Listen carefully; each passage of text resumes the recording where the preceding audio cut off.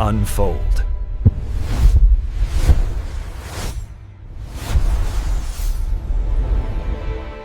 We are launching into a deep dive today that takes us back 3,200 years, and not to celebrate a golden age, but to perform an autopsy on one. Right. We're going back to the single critical moment when the greatest globalized civilization the world had yet known suddenly and, well, catastrophically collapsed. We're talking about the end of the Late Bronze Age, circa 1177 BC, a period that's sometimes called the Dark Ages that followed the disappearance of entire empires and the torching of palaces from Greece all the way to Mesopotamia. And we're going to begin this examination not with a flourish of trumpets, but with a choked whisper, a frantic final message etched onto clay. It's an incredible place to start. Imagine standing in the city of Ugarit. It's a glittering jewel on the Syrian coast around 1185 BC. If the Bronze Age had a Singapore or a Rotterdam, this was it. Absolutely. A bustling cosmopolitan port where the superpowers of the East and West met to exchange massive quantities of strategic materials: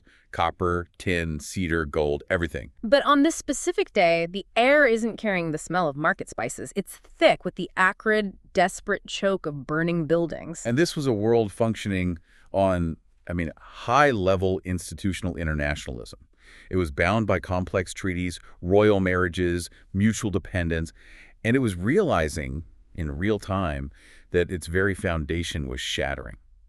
Inside the house of Ertenu, a wealthy merchant, a scribe is working, terrified. He doesn't have time to wait for the clay to dry in the sun. No time at all. He is frantically etching complex cuneiform wedges onto a small tablet. In a last-ditch effort to save his message, this final communication, he throws it into a kiln used for firing pottery. Intending to come back for it. He intends to retrieve it when the danger passes. He never does. And that artifact, cataloged as RS 18.147, is perhaps the most emotionally resonant piece of evidence we have for the entire collapse. It is the black box recording of a dying civilization. The black box, that's exactly what it is. It contains this desperate plea from King 𝐏𝐻𝐃𝐂𝐀𝐒𝐓, the last king of Ugarit, addressed to the king of Wallachia, which is modern Cyprus. And the message he preserves is just haunting in its strategic frankness. 𝐏𝐻𝐃𝐂𝐀𝐒𝐓 writes, "My father, behold, the enemy's ships came here. My cities were burned, and they did evil things in my country." And then comes the critical part. Right. He continues, "Does not my father know that all my troops and chariots are in the land of Hatti, and all my ships are in the land of Lucca? Thus the country is abandoned to itself." That statement is the ultimate fatal admission of strategic vulnerability. The city was hollowed out. Its elite armies were fighting wars for its Hittite overlords far to the north in Anatolia. And its entire navy. Deployed patrolling the coast of Lucca, so southwest Turkey, trying to control the piracy that had already begun to destabilize the Mediterranean. So when the enemy, these 7 ships he mentions, arrived, the sophisticated, wealthy port of Ugarit was completely defenseless. It had outsourced its security to its allied superpowers. And we know the conclusion to that story. When archaeologists finally excavated the site, they found the tablet exactly where the terrified scribe had left it, still sitting in the kiln. They found a scattering of arrowheads, evidence of chaotic, panicked flight, and a layer of destruction ash up to 2 meters thick in places. 2 meters. Ugarit was sacked, burned, and never reoccupied. That level of finality is rare in ancient history. It was just gone. But Ugarit was just one data point. This wasn't an isolated attack. This was a serial killing spree that ravaged the entire eastern Mediterranean basin in a single terrifying generation, roughly spanning, 1200 to 1177 BC? That's the window. We are talking about the complete vanishing act of the great Hittite Empire in Anatolia. Gone. The torching and abandonment of nearly all the sophisticated Mycenaean palaces in Greece. Unbelievable. The fall of the 𝐏𝐃𝐂𝐃 dynasty in Babylon, and the irrevocable weakening of the mighty new kingdom of Egypt, which, barely survived. It is a staggering, almost unimaginable scale of simultaneous failure across seemingly disparate great powers. For decades, the instinct of historians was to find a single culprit. The lone gunman theory. Exactly. A lone killer, whether it was a specific group like the mysterious Sea Peoples, or one catastrophic event like a massive earthquake or a mega drought. But that doesn't account for the total regional dissolution. No single factor, whether seismic or human, was powerful enough to undo every major center simultaneously. Okay, let's unpack this. Our mission today is to move beyond that simplistic single culprit thinking. We are performing a meticulous autopsy on the first globally interconnected age of humanity. Right. And the verdict we are searching for isn't murder, but systemic collapse. We are looking for the precise points of failure in the perfect storm of interconnected ecological, economic, and military vulnerabilities that shattered a world everyone believed was too big to fail. A world that, in many ways, looks disturbingly familiar. To truly grasp the shock of 1177 BC, we have to spend some time appreciating how sophisticated the Late Bronze Age from about 1500 to 1200 BC actually was. Right, this was not a primitive collection of isolated tribes. Not at all. This was a densely connected world of complex diplomacy, centralized economies, and profound cultural exchange. Right. If you were a king in the 14th century BC, you were part of what scholars call the G8 of Antiquity, a network of great powers bound by mutual self-interest, even though they were often rivals. And the stability of the entire system depended on this very delicate balance. So let's run through the roster. Who are the key players in this G8? Okay, so first, the superpower of the South, New Kingdom Egypt. Protected by the predictable annual flood of the Nile, they were the world's major source of gold and, critically, acted as the breadbasket for the whole region. The breadbasket, that's key. If you had a local famine, you looked to Egypt. Exactly. Then you had the military heavyweights of the north, the Hittite Empire, Hatti, in Anatolia. They were the masters of chariot warfare, rivaling Egypt for control of the Levant. And they relied on vassal states like Ugarit. Heavily. Across the Aegean Sea were the Mycenaean Greeks, based in these palatial states like Mycenae and Pylos. The heroes of Homer. Sort of. There were significant sea powers, massive consumers of luxury goods, and famous for exporting highly effective mercenaries all across the Mediterranean. And we can't forget the indispensable trade nodes and suppliers. Al-Ashia, which is Cyprus. The copper baron. We cannot overstate this.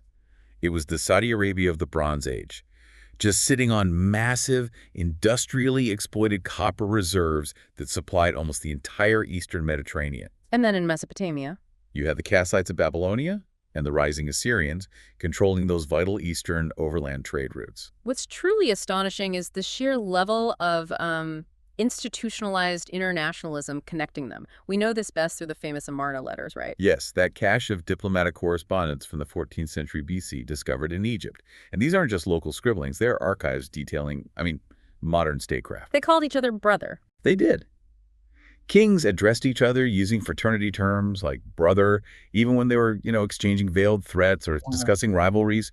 They exchanged enormous standardized gifts of gold, lapis lazuli, exotic animals. And they had treaties, like extradition treaties. Extradition treaties, royal physicians dispatched to foreign courts on diplomatic missions. It was a highly formalized bureaucratic system. So the stability of the whole thing rested on centralized planning, sustained communication, and, critically, mutual trust. That's it. If communication failed, if one of the brothers stopped responding, the whole system was vulnerable. But the very lifeblood of this sophisticated system, the thing that fueled the chariots, allowed for specialized craft production, and armed the armies, was bronze. Right. And that, fundamentally, is where the structural weakness lies, what we're calling the tin standard. Absolutely. Bronze is an alloy, typically 9 parts copper to 1 part tin. Copper was relatively widespread. Especially from Cyprus. Exactly. We know it was available in massive quantities from Cyprus, which produced those recognizable, standardized 60-pound oxhide ingots. This was an industrial-scale operation. But tin was the critical bottleneck, the Achilles heel. It really was. Geologically, it is incredibly rare and virtually absent in Greece, Egypt, and the Levant. You simply couldn't manufacture weapons or tools without importing this tiny 10% component. So to make a basic bronze sword in Mycenae, or even just a plowshare in Ugarit, you needed tin that had likely traveled thousands of miles. Thousands. Trace analysis of surviving tin ingots, specifically isotopes, points strongly to sources as distant as the Badakhshan region of Afghanistan, or mines in Uzbekistan, maybe some from the Taurus Mountains in Turkey. Think about the logistical nightmare of that supply chain. That tin traveled by donkey caravan, crossing Central Asia, passing through the hands of the Elamites, the Babylonians, the Hittites. Each one taking a cut, adding a layer of bureaucratic complexity before it finally reached a shipping hub like Ugarit to be loaded onto a vessel destined for the age. This dependency created a supply chain fragility that sounds, well, very modern. It's comparable to our reliance on crude oil from the Gulf, or even more accurately, the fabrication of cutting-edge semiconductors exclusively in Taiwan. So if the overland trade routes were destabilized, or if piracy cut the maritime route between Ugarit and The Cyprus, Bronze Age ended instantly.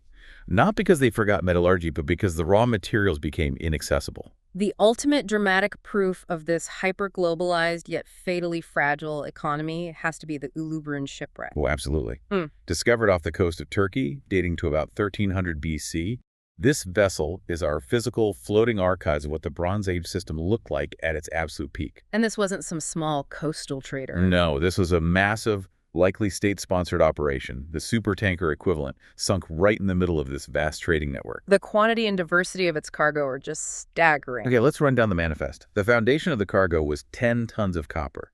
10 tons. 354 of those oxide ingots, almost certainly from Cyprus.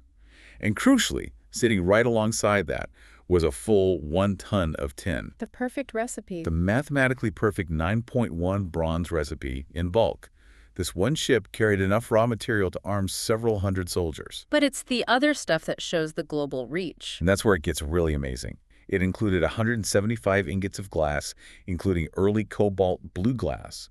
There were ebony logs from Nubia, ivory from hippopotamus teeth, and elephant tusks from Africa. Canaanite jars filled with resin, probably for incense or perfume, olive oil. And the luxury items connect the entire known world. They found a beautiful gold scarab bearing the name of Nefertiti. Straight from the Egyptian royal house. And maybe most surprising of all, beads of amber.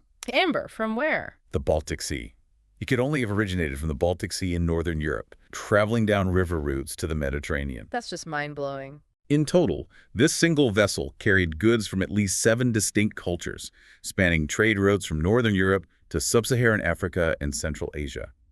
The implication is profound. This economy was so interwoven, so perfectly optimized, that the loss of this single ship, this one node, sent genuine shockwaves through the G8 economies. The system was designed for efficiency, but that efficiency was the source of its terminal fragility. It was too big, too connected, and too brittle to handle even a minor disruption. So if the late Bronze Age system was this highly complex, brittle victim, we now turn to the group most often blamed for the final act of violence, the mysterious sea peoples. Right.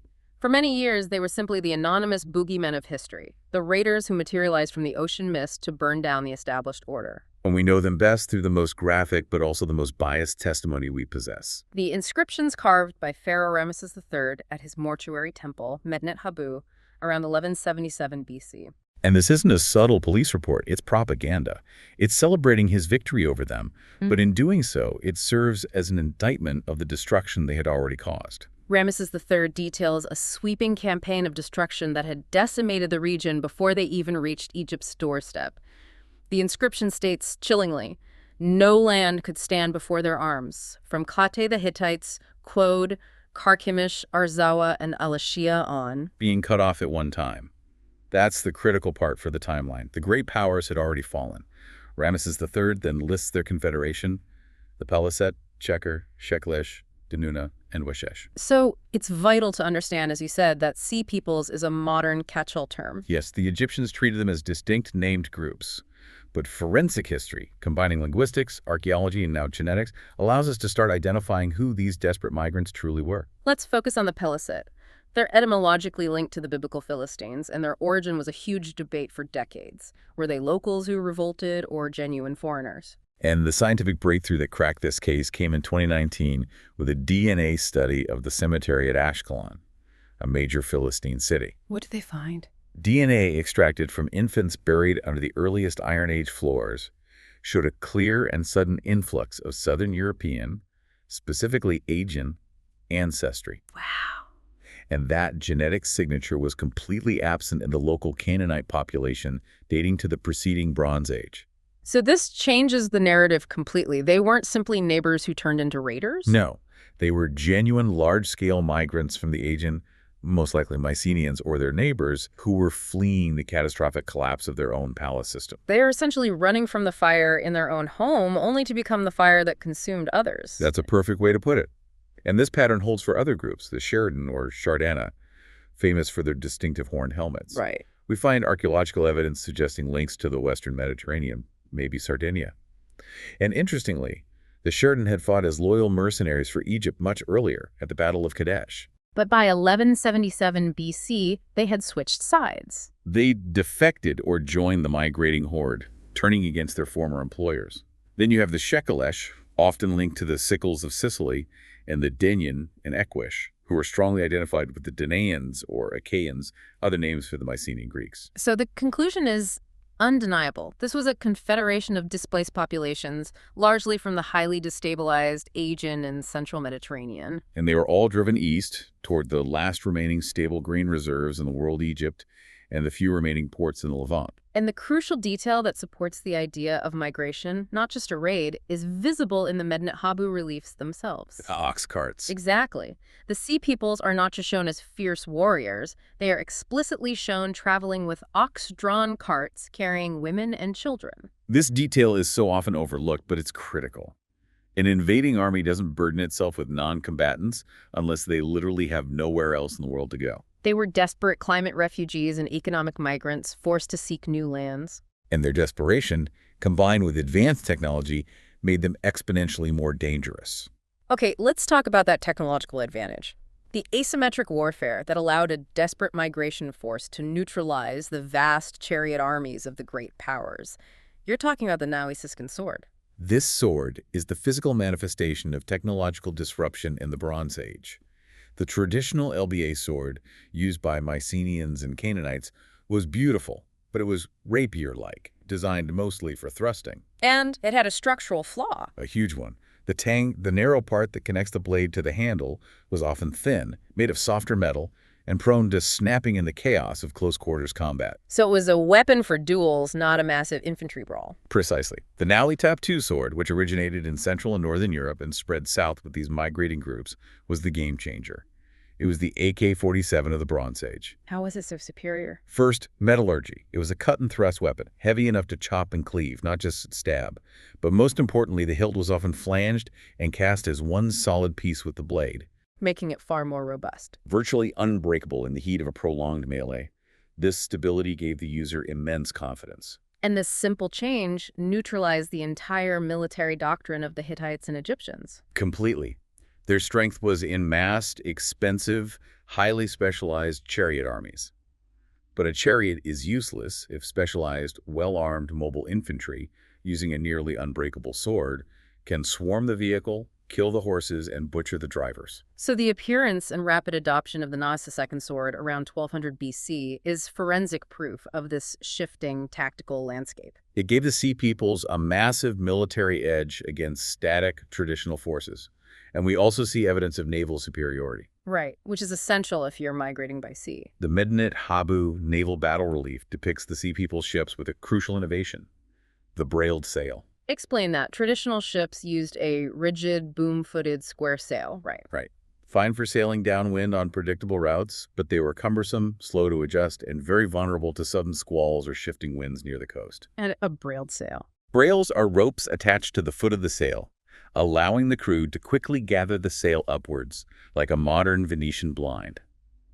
This small rigging technique meant their ships had far better maneuverability and superior speed. So they could launch quick strikes and retreat faster than the larger, slower Egyptian barges. Their naval advantage let them dominate the maritime trade routes and ensured they could execute their migratory path efficiently. So, to sum up, the Sea Peoples were technologically superior, driven by desperation, fueled by hunger, and armed with the means to conquer. They were the shockwave, the catalyst, but the evidence demands we look for the initial fault lines that pushed them into the sea in the first place. We've established that the Sea Peoples were the shockwave. Now we investigate the earthquake that produced that shockwave, the overwhelming environmental factors that destabilized the Aegean, Anatolia, and the Eastern Mediterranean. We're looking for nature's conspiracy, the root motive behind the massive migration. And the first accomplice we need to consider is seismic activity, the earthquake storm. Yes, this theory, proposed by geophysicists, suggests a cluster of massive seismic events occurred over a compressed period, maybe 50 to 75 years, between 1250 and 1175 BC, along major fault lines, most notably the North Anatolian Fault. And this isn't just speculation. We know from modern observation that a massive earthquake can transfer stress along a fault line, triggering a cascade of subsequent quakes over decades. A seismic chain reaction. And the forensic traces are all over the region.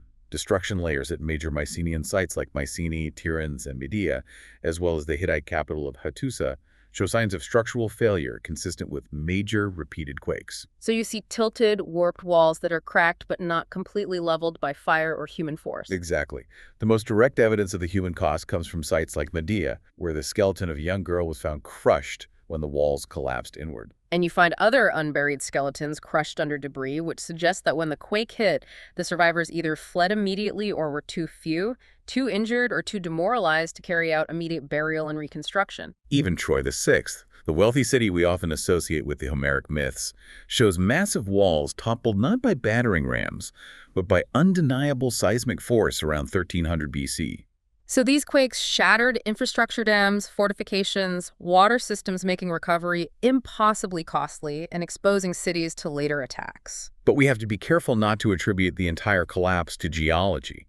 People usually rebuild after an earthquake. Right. So the consensus is that the quakes were a severe contributing stressor. They softened up the cities, shattered morale, destroyed defenses, but they weren't the final lethal blow. That brings us to the most compelling and sustained silent killer, the 3.2 𝐏𝐃 megadrought. This was not a localized drought. This was a fundamental, multi-century climate regime shift that affected the entire northern hemisphere. And the drought hypothesis used to be just theory, but now we have hard, high-resolution scientific data. We do, particularly from pollen analysis conducted by David 𝐏𝐃𝐂𝐀𝐒 and his colleagues at TEL-20, which was the port of Ugarit. They essentially drilled into the seabed to extract a continuous climate history of the region. And the results were stark. Stark and simultaneous across the region. Around 1200 BC, the pollen record shows an immediate and massive drop in oak pollen, a key indicator of a wet climate in forests. And at the exact same time, A dramatic spike in arid steppe vegetation, like amaranth and grasses. This signifies a sudden, pronounced shift toward desertification. and it lasted for nearly 300 years. 300 years, until about 850 BC. 3 centuries of climatic instability makes adaptation impossible for agricultural societies dependent on steady, predictable rainfall.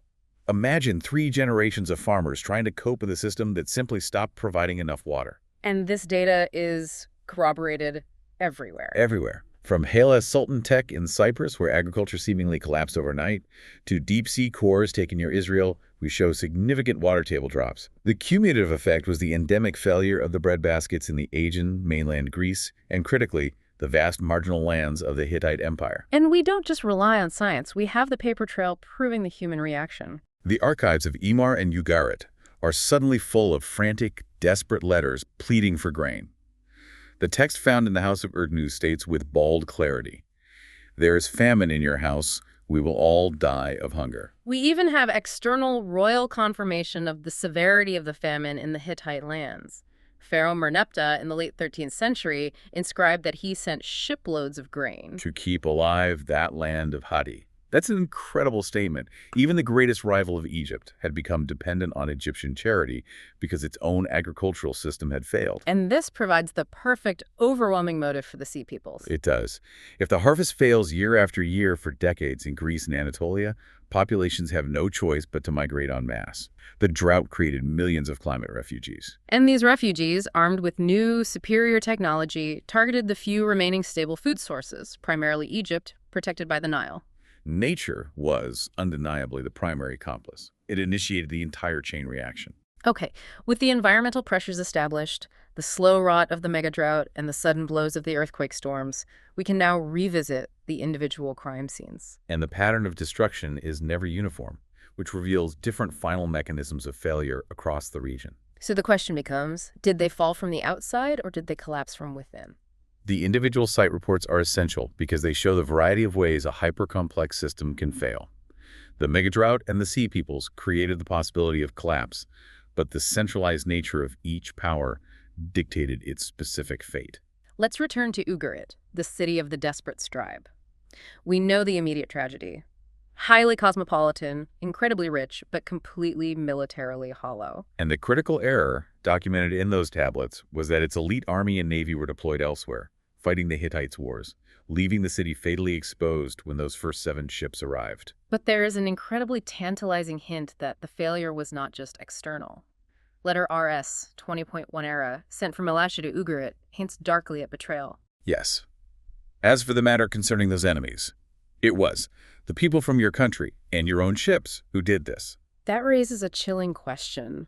Were Ugaritic sailors demoralized by years of war, facing starvation, or just seeing the collapse of their system turning renegade? Did they join these sea peoples, guiding the attack on their own undefended city? It's a possibility. Whether it was internal revolt combined with external sack, the result was a spectacular collapse. A 2-meter layer of ash and hordes of valuables left buried, confirming the flight was sudden, violent, and complete. The bureaucratic function, the lifeblood of Ugarit, ceased to exist in an instant. Now we move north to Hattusa, the capital of the mighty Hittite Empire.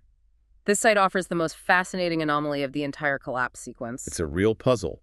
Unlike Ugarit, which was visibly sacked while its rich goods were still present, Hattusa was burned. But the archaeology suggests the royal palace and major temples were largely emptied of their most valuable, portable goods before the fire. That implies a strategic evacuation, not a desperate rout. Exactly. The royal archives abruptly stop after the reign of Suppiluliuma II, indicating the bureaucracy and the elite government saw the writing on the wall. They didn't die defending the walls. They abandoned the capital, taking the gold, the royal statues, and the most critical documents with them. So, if the collapse of the Hittite Empire wasn't a military conquest because their enemies would have been raiding for loot, which they didn't find, what was it? It was a final, messy dissolution caused by internal failure.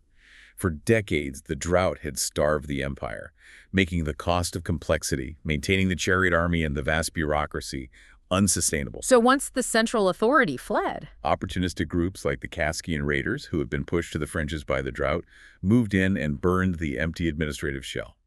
The Hittite Empire didn't fall, it dissolved. The government imploded under its own systemic weight. moving across the age into Troy, the site forces us to separate historical fact from the enduring power of myth. It does. The traditional Homeric war is actually a conflation of two different destruction layers, separated by over a century. Troy VI, around 1300 BC, was the wealthy, fortified city. Its destruction, as you mentioned, was clearly seismic. Toppled walls, no definitive evidence of a human sack.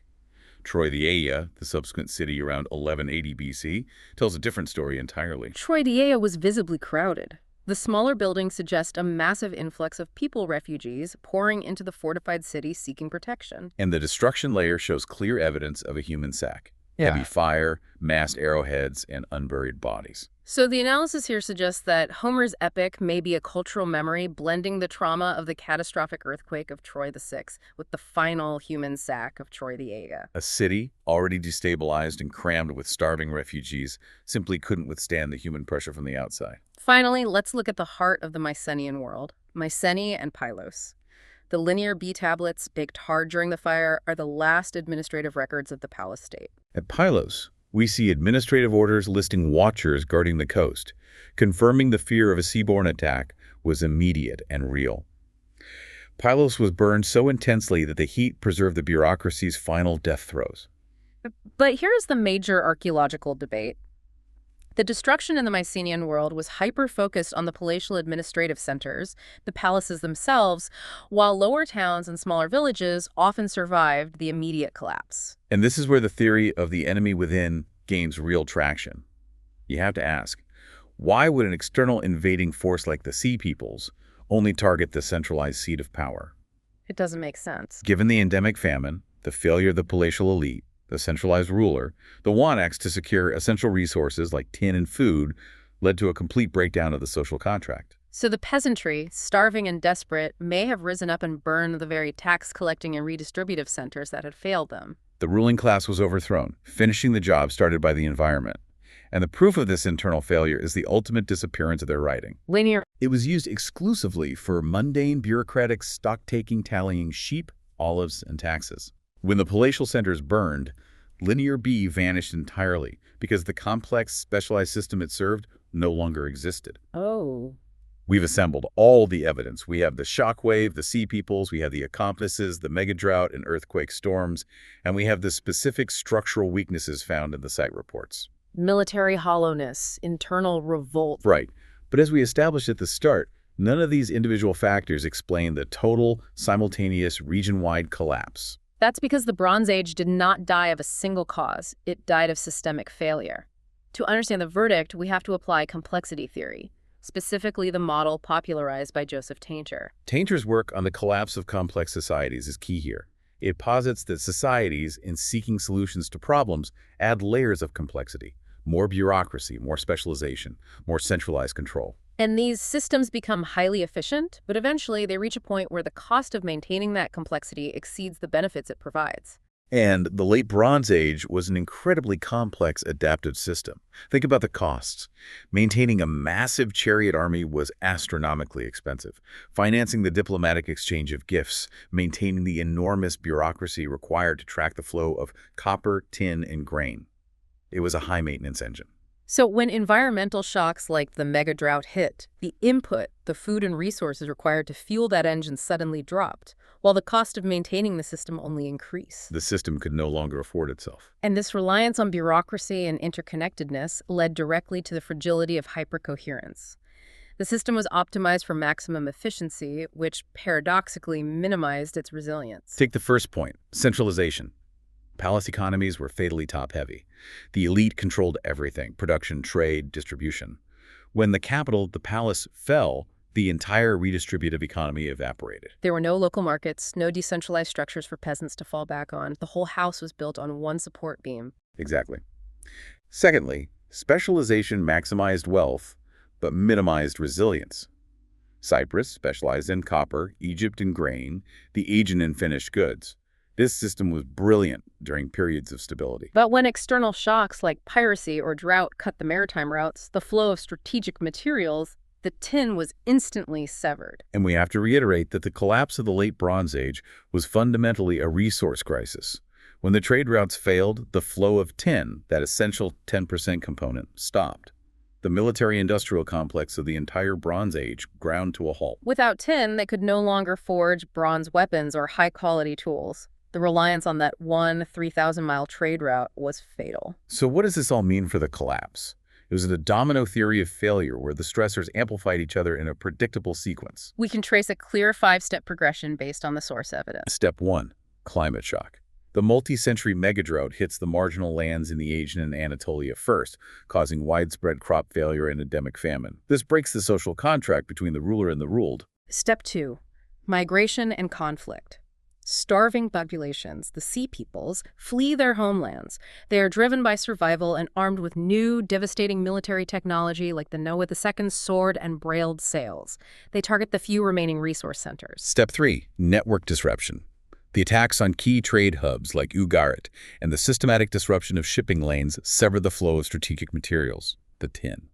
The G8 economies, already weakened, now starve of essential industrial resources. Step 4. Internal collapse. Famine and economic paralysis delegitimize the ruling elite. The state can no longer feed its people or equip its army. This leads inevitably to internal uprising. Peasantry burning the palaces in Mycenae and Pylos, or the Hittite elite choosing strategic abandonment of Hattusa rather than facing a siege with no supplies. Step 5. Systemic dissolution. With the centralized palace system gone, the entire institutional framework evaporates.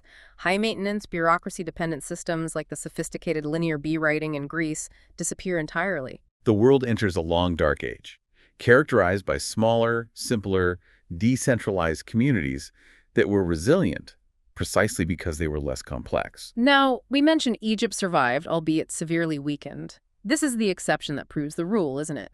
Why did the Nile kingdom avoid total systemic dissolution? Because of resilience.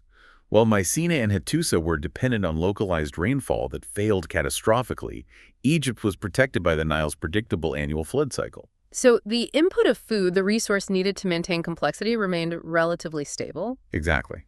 The centralized government, though severely strained by the sea peoples, could still feed its massive population and its army, meaning the social contract did not completely break down and internal revolt was averted. The final verdict, therefore, is unambiguous. The Bronze Age was not killed by a single killer. It died of multiple organ failure. The megadrought was the weakened immune system, the earthquakes were the body blows, and the desperate sea peoples were the opportunistic infection that finished the job. The collapse of 1177 BC is not merely an ancient historical curiosity. It is perhaps the most profound and terrifying warning recorded in human history about the nature of advanced civilization itself. The parallels between that hypercoherent, brittle world and our own are, well, undeniably stark. They really are. I think the most unsettling parallel is our shared supply chain fragility. We look down our noses at Bronze Age kings who needed tin traveling 3,000 miles from Afghanistan. Yet today, we rely on cobalt from the Congo, neon gas from Ukraine, and advanced semiconductors manufactured almost entirely in Taiwan. We, like the late Bronze Age powers, have built a global economy optimized for ruthless efficiency, not resilience. That efficiency has created incredible wealth, but it has zero margin for error. A shock to one note, a pandemic, a war in Eastern Europe, a disruption in the South China Sea sends immediate, crippling shockwaves through the entire system. The Bronze Age tin crisis is our modern semiconductor shortage, and the consequences of losing access to either are equally catastrophic for maintaining current military and industrial complexity. Secondly, we have to recontextualize the Sea Peoples. They were arguably the first recorded large-scale climate refugees. That's right. Families fleeing homelands made uninhabitable by a massive climatic regime shift. Their migration was a geopolitical force, not just a raiding party. And today, we face the prospect of millions displaced by rising seas, chronic heat, and desertification. And these mass movements inevitably create severe geopolitical strain and potential armed conflict as desperate populations search for the few remaining stable, resource-rich lands. Ramesses III was unprepared for the scale of this migration, and our current global frameworks are often just as non-existent. The lesson from Ugarit and Hattusa is that the descent from Golden Age to Dark Age happened within a single human lifetime. Civilization is a complex, high-maintenance engine. The veneer of stability we enjoy is thinner and far more dependent on unseen, distant supply chains than we ever allow ourselves to believe. The scribe who wrote that frantic final message in Ugarit, King Amurapi, he knew the ships were coming and his city was burning, but he almost certainly did not know he was writing the epitaph of the entire international system. He was just trying to survive the day. So we leave you with this final provocative thought. The late Bronze Age specialized until it snapped. We have optimized our global complexity beyond any historical parallel. What crucial material, what single technological choke point, if suddenly cut off tomorrow, would cause the modern world system to unravel and force a retreat into a less complex, darker age? Something to mull over until our next deep dive.